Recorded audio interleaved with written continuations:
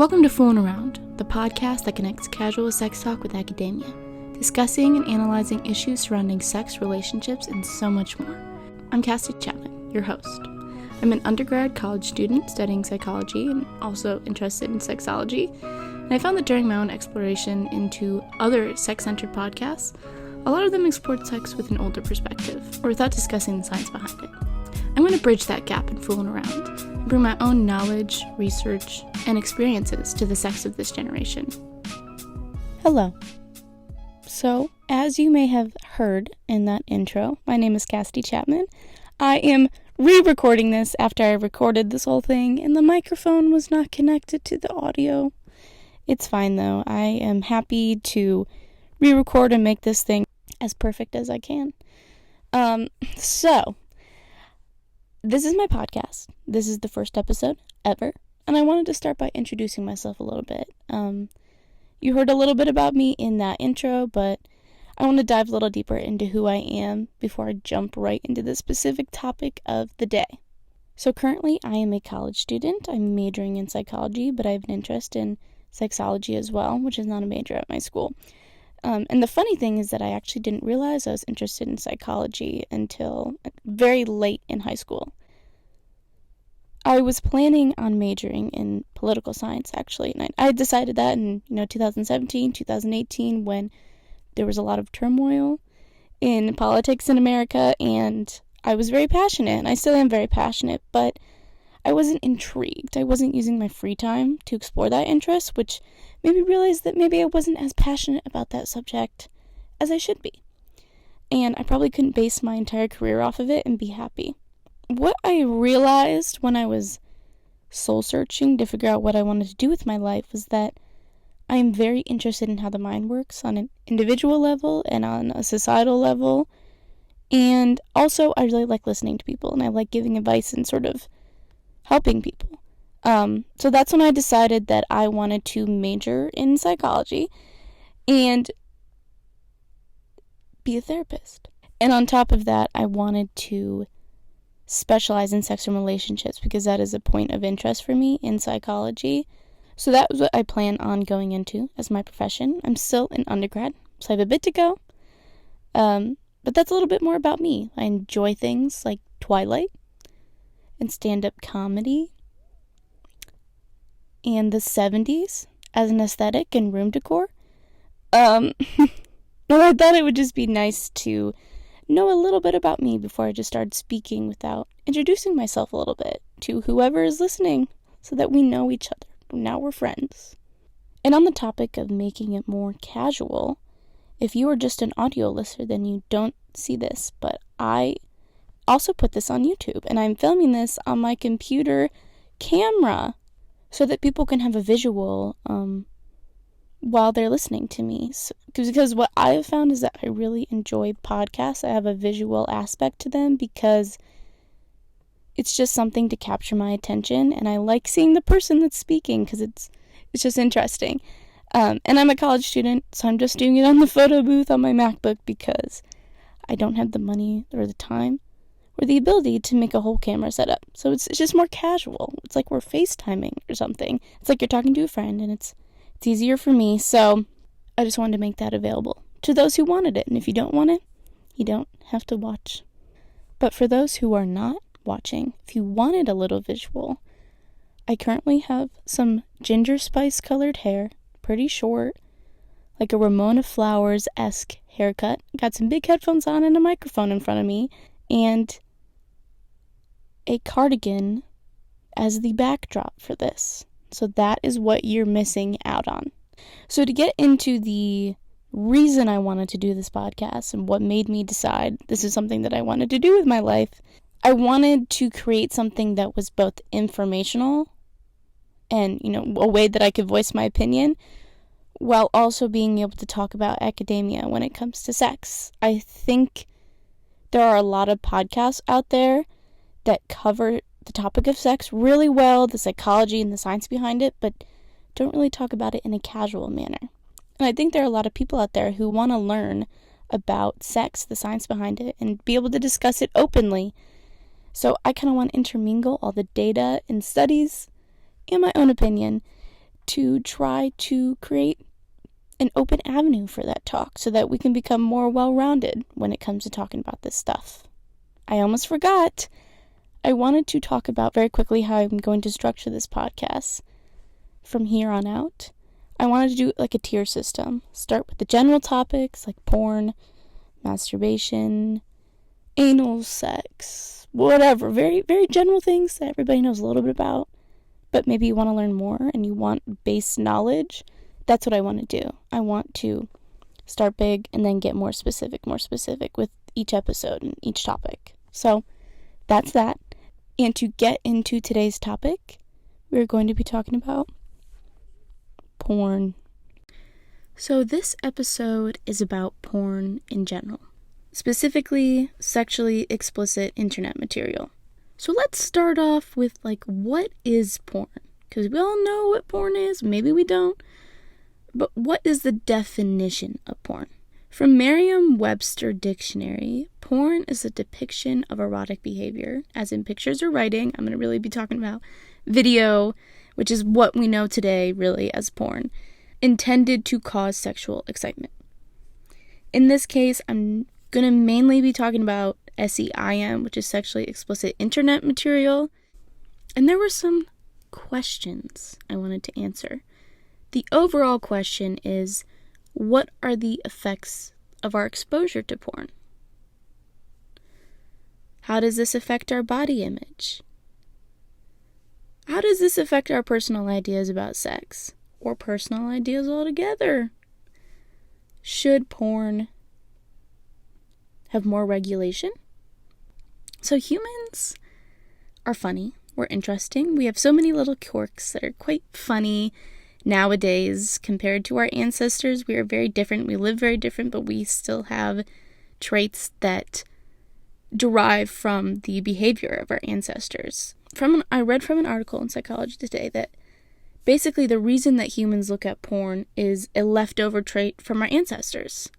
We learn to become aroused at the sound of sex, and then we're attracted to that area because obviously we want to procreate. And it's the same now, except for the fact that we aren't having sex in the open, and we're not allowed to just walk up and say, "May I join?" Usually. So it's a normal thing, nothing to be ashamed of. And in my case, since I have been very young, porn has been extremely accessible. As somebody, in Gen Z, it was all over social media, like Twitter, Instagram. I don't know if you guys remember iFunny. iFunny was an app that basically, from my understanding, distributed memes daily, like a daily pick of memes, and then you could just scroll through an endless amount of memes. And I remember the first time that I saw porn was by accident on iFunny. And I was like, whoa, what is this? But then it continued happening on social media because it's so easy to stumble across.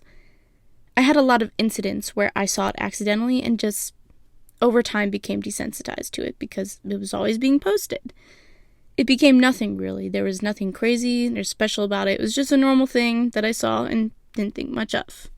And I feel like this is a shared experience. I might be wrong, but I've talked to other people about this and they agree that it was very easy to access if you were seeking it out or you stumbled across it and then you just became desensitized to it as a person who had always had access to the internet. And I think this is much different from our parents or grandparents or whoever who really only had magazines or pictures, and if they were lucky, they found a movie that they could share with all their friends and that they all watched and thought was the craziest thing. As Gen Z, we have always had access to any and all porn at our fingertips. So talking about that constant exposure and desensitization, I hope that's a word, I wanted to venture into the first question. How does porn affect our personal ideas about sex? In the 2017 study, Porn, Sex versus Real Sex, How Sexually Explicit Material Shapes Our Understanding of Sexual Anatomy, Psychology, and Behavior, Cassandra Hess and Corey L. Pedersen seek to understand how sexually explicit internet material shapes our understanding of sexual behavior, along with our understanding of sexual anatomy, physiology, hypothesizing that increased exposure to sexually explicit material would contribute to inaccurate knowledge of sexual anatomy, and that, as they saw in other similar literature, that more positive self-perceived effects of sexually explicit material consumption would be seen than negative effects. So they hypothesized basically that people would note more positive effects from their sexually explicit material consumption, their porn consumption, than negative effects from it, because that has been seen in other literature. So to get this data, they set up a survey through Facebook and Twitter, and the survey had 337 participants from a Canadian university, noted that 259 of them identified as women. And with that, they received course credit in exchange for their time, so that was incentive. And the mean age of the participants was 23 years old. So a majority of these people being surveyed identify as women, 23 years old, and have some sort of undergraduate study experience. So using a modified version of the pornography consumption questionnaire and the falsification anatomy questionnaire, the questions included things like, most women entirely remove their pubic hair, or men usually last a long time while having sex. And the participants could answer those questions from a scale of 1 to 4, 1 being that they strongly disagree, 4 being that they strongly agree. So basically, they just asked a bunch of questions involving sex, anatomy, sexual behavior, and they could say whether they agree, disagree, and then they would see if the participant, based on their porn consumption or level of porn consumption, was more correct overall or incorrect. So what they found was actually pretty interesting. Contrary to expectations, the frequency of sexually explicit material exposure did not contribute to inaccurate knowledge of sexual anatomy, physiology, and behavior. Rather, the opposite relation was found. So, higher frequency of porn consumption actually contributed to more correct knowledge of things like sexual anatomy. But aligning with other literature, as I said when they hypothesized, participants reported greater self-perceived effects from their porn consumption than negative effects. So basically what they concluded was that the participants who self-reported more frequent use of porn were found to have more positive correlations, such as better understanding of sexual behavior, more positive perceptions of sex and their sexuality, and noted greater satisfaction with their sex lives and a greater satisfaction overall with their lives. And I found this study really interesting because in my research and in my life, I think there's been a lot of taboo around porn, the negative effects of it, how it's embarrassing, but it seems that when you really look at it, just look at the facts, porn consumption actually can help with our own sexual understanding and increase our life quality. While this study did mention that participants were found to agree that porn does create false expectations of sex, I think that it's important to mention and understand, as somebody who consumes porn, that it is the same way, it's created in the same way that TV shows or movies are created, which is for entertainment. Things are exaggerated for our entertainment, and it's not meant to depict real life. I think that's important to mention and to accept when it comes to your own consumption of porn. And I think that unrealistic expectations of sex from porn are just as common as probably unrealistic expectations of our bodies from models or media. It's the same thing. It's all for entertainment. It's all to sell things. It's the same thing. But it is important to note that I think you have to have a certain level of understanding media, understanding the way that the porn industry works when you're consuming it, to not create those false expectations for yourself and know that it's just for entertainment. And in the same way, the actors and the bodies in it are exaggerated or taken from a certain angle or work really hard on themselves to look a certain way, plastic surgery or working out, whatever, because their bodies are the main focus. And on the topic of bodies, I wanted to move into the next question of how does porn affect our body image?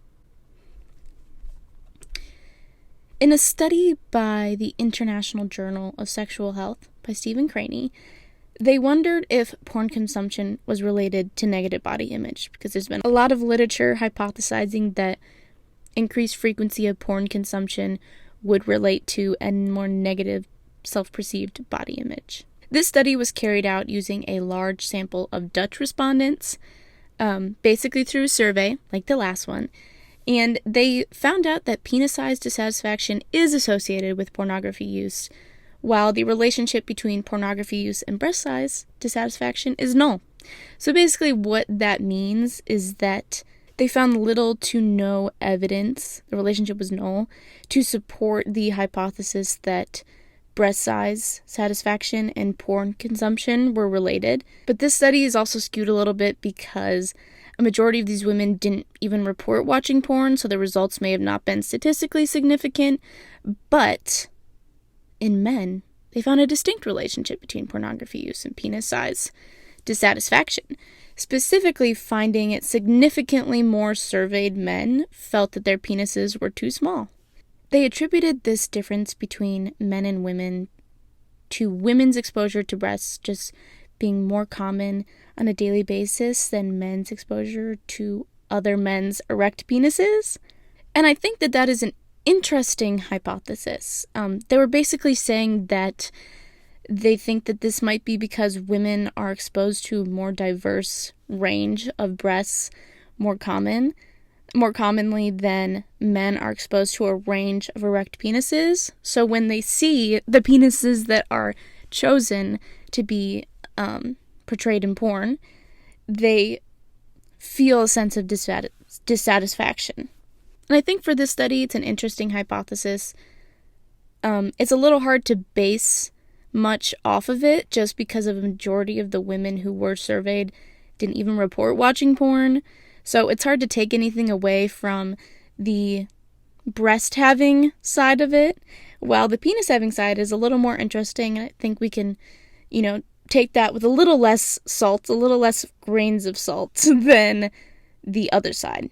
And I can completely understand how that can affect our self-perception. If you're constantly watching and consuming media of bodies that you may feel a sense of jealousy towards, you can feel dissatisfaction in yourself. It's the same thing as when we overconsume media and TV shows and magazines and social media that show unrealistic, photoshopped bodies. We can feel a sense of jealousy, envy, and dissatisfaction.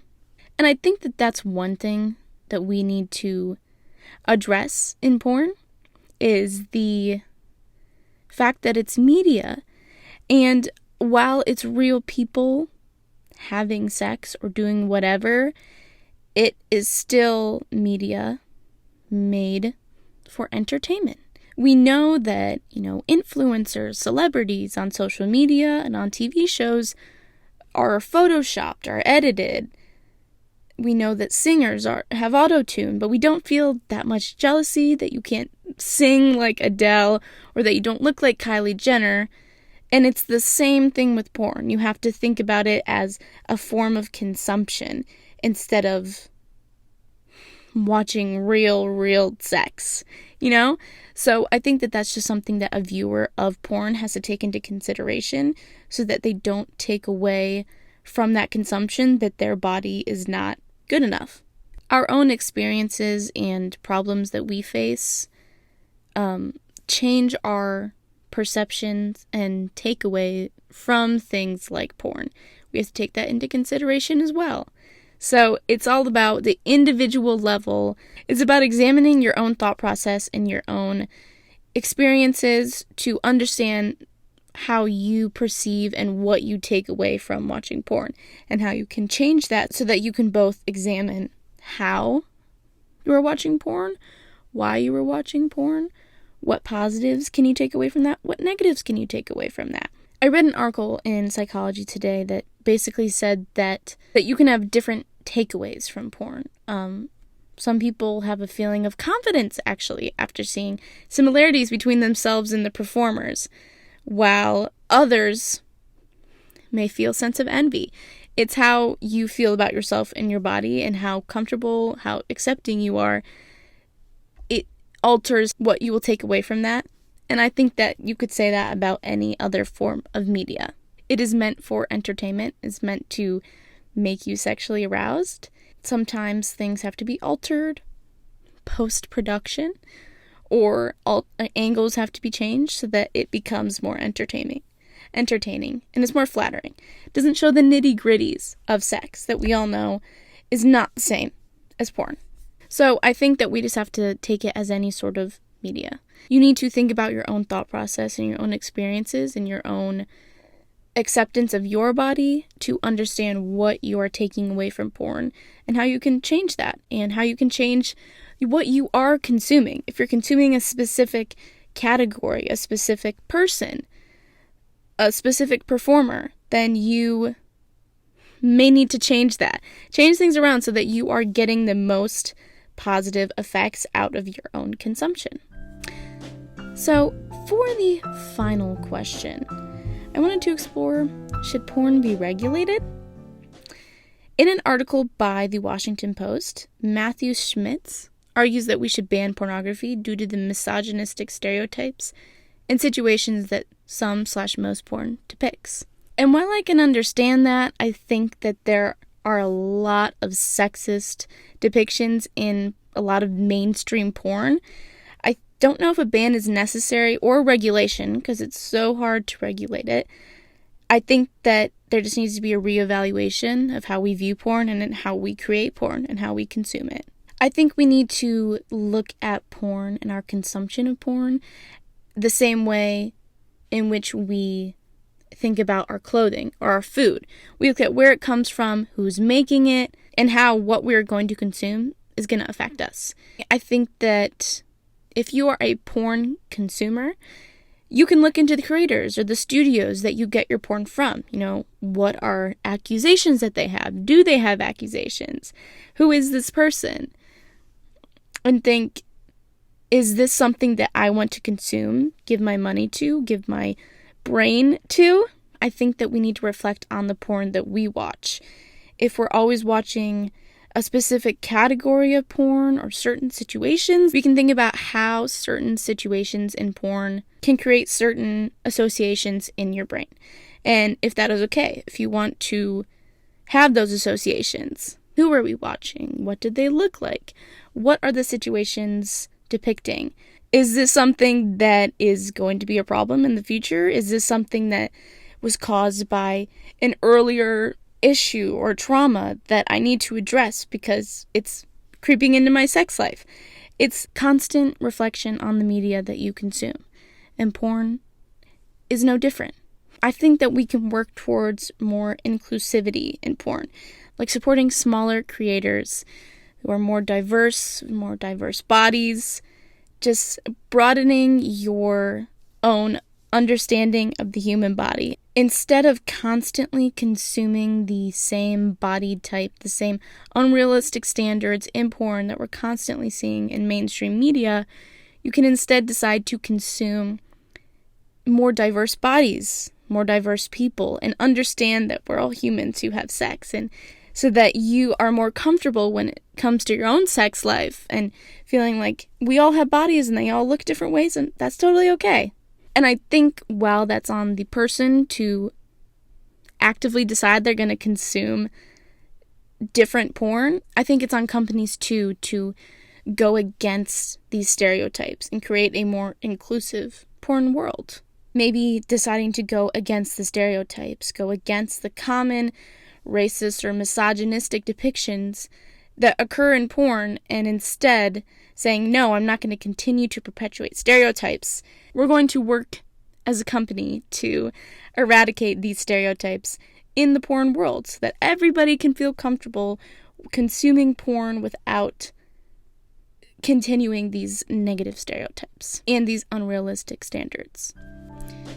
So that was basically all I had for today. I'm sorry if it was kind of a lot.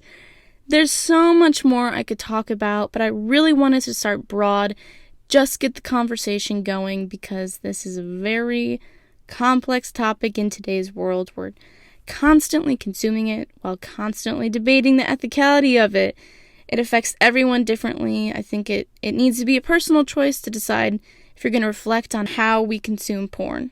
I think it needs to be a personal choice to decide if you're going to reflect on how you consume porn and what are the positive and negatives of that consumption. Those are basically my ending thoughts. Please let me know what you think.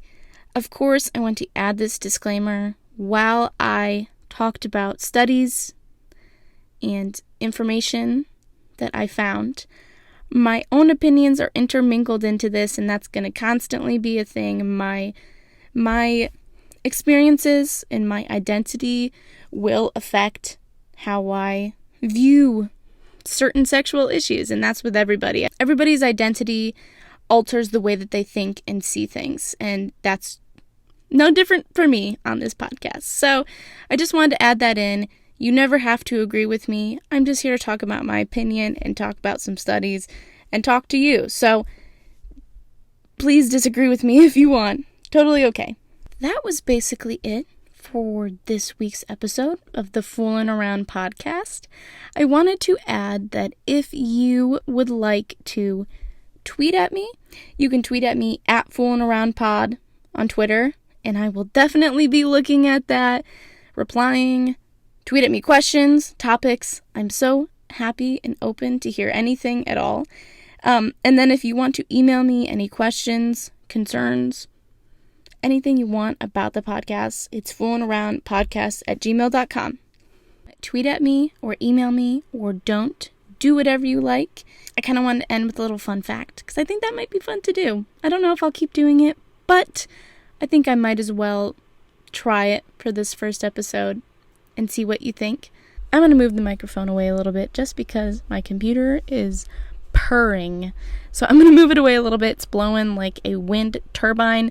So the fun fact for today is that, did you know that you're actually more likely to have an orgasm with socks on than without socks? Just saying. So, that was the fun fact. And thank you so much for listening. I hope that somebody likes this. I'm going to keep doing it because it helps me understand my own understanding and process my thoughts. Thank you for listening. I'm Cassidy Chapman. I hope you enjoyed this episode of Foolin Around. Follow me on Twitter, tweet at me for updates and whatever else, and email me if you have something to say. I will see you next time with a brand new episode of Foolin Around, and that's basically it. Bye!